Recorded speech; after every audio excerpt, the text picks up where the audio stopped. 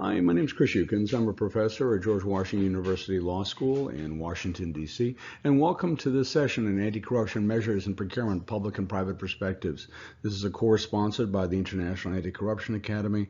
This is Session 1C, Context in Procurement, a review of the context in which corruption issues arise in procurement, a review of the basic steps in the procurement process, and the most common forms of competitive methods that are used in public procurement. Again, thanks for joining us. The reading for this unit comes from the UNODC, or the United Nations Office of Drugs and Crime, the guidebook on anti-corruption in public procurement and the management of public finances. This guidebook outlines good practices in ensuring compliance with Article 9 of the UN Convention Against Corruption. Article 9 focuses on public procurement and public finance issues. Put the procurement system's anti-corruption strategies into context, first we're going to talk about how the procurement system actually operates. So you can see how there's an interplay between the processes of the procurement system and the anti-corruption strategies themselves. In order to understand how the anti-corruption strategies work in conjunction with the procurement system, it's important to understand that the procurement itself is constantly evolving. It's constantly changing. It really is the procurement is like a technology into itself. It's evolving because the markets are globalizing. It's evolving because of supporting technologies. Information technology, for example, is constantly evolving. It's also evolving as those inside the procurement system try to evolve towards best value. They try to achieve better value. They try to achieve better price and better quality to meet the needs of the users that are ultimately benefiting from the procurement system. As a result, and we'll see over the next few slides, there's been an evolution from sole source to the use of sealed bidding, or open tendering as it's known internationally, which is really a traditional bidding process. The most recent manifestation of that is reverse auctions. Reverse auctions now are actually available for both price and for quality. We'll talk about that in just a second. There's also an evolution from sole source through negotiation. There are now multilateral negotiations. We in the United States and the federal system refer to those as Federal Acquisition Regulation FAR Part 15 on competitive negotiations.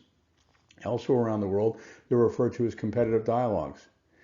Those multilateral negotiations have also evolved in another direction towards framework agreements, or indefinite delivery, indefinite quantity contracts, which are really a form of catalog contracts, as we'll see in the next few minutes.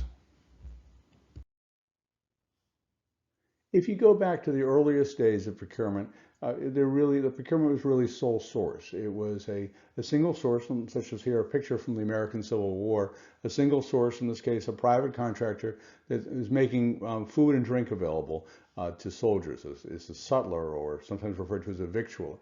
A contractor that's working on a sole source basis, a private contractor serving the government on a sole source basis. And because of the sole source nature of this procurement, the private contractor had a great deal of negotiating leverage. Sole source systems typically evolve into what are known as open tendering, or what we in the United States refer to as sealed bidding. In this system, the government writes a set of specifications, technical specifications describing what has to be built or what has to be delivered. And then the various vendors will submit sealed bids, which are open simultaneously. And those sealed bids are typically framed in terms of price. Each bidder will propose a price against the government specifications, and then the award is typically given to the lowest price bidder. 21st century version of this sealed bidding system is reverse auctions. You can see here a bid history on a reverse auction against over time, and you see how the bids go down over time as the vendors compete to try to gain the award. These different bids on the bid history are typically offered by different contractors, different vendors, and the vendors don't know each other's identity. They're making bids electronically in a typical reverse auction.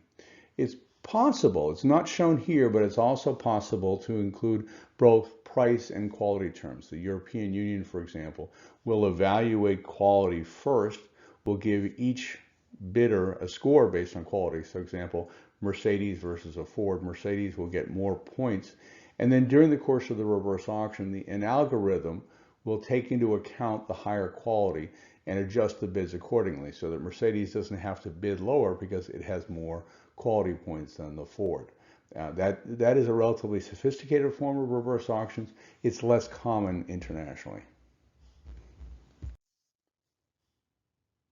So what we also see evolving internationally is multilateral negotiations. These are referred to in the European Union and in other systems around the world as competitive dialogues. In the United States, they're referred to as competitive negotiations. And these are very different from a sealed bidding process or open tendering. Here, in contrast, the government will state its requirements and then the vendors will propose their own technical solutions. So instead of the government defining the solution through its specifications, the vendors are proposing their own solutions with initial proposals that might include both price and quality. The government will decide, the contracting official will decide some subset of vendors with which he or she will negotiate. So there's a great deal of discretion built into every step of the process. And at this step, the first step, where the contracting official decides exactly which bidders or which offerors he wants to deal with, that's a very discretionary step. Then the contracting official, the contracting officer in the United States, will engage in individual negotiations with the offerors, the vendors he or she has decided to negotiate with. Those negotiations are separate so that each vendor is dealt with separately, so that if a vendor has proposed a competitively sensitive solution, that competitively sensitive solution won't be disclosed to other offerors. And then an award ultimately is made on best value. As you can see here, you have many, many different variables. Each vendor is proffering its own special solution for the government's requirements.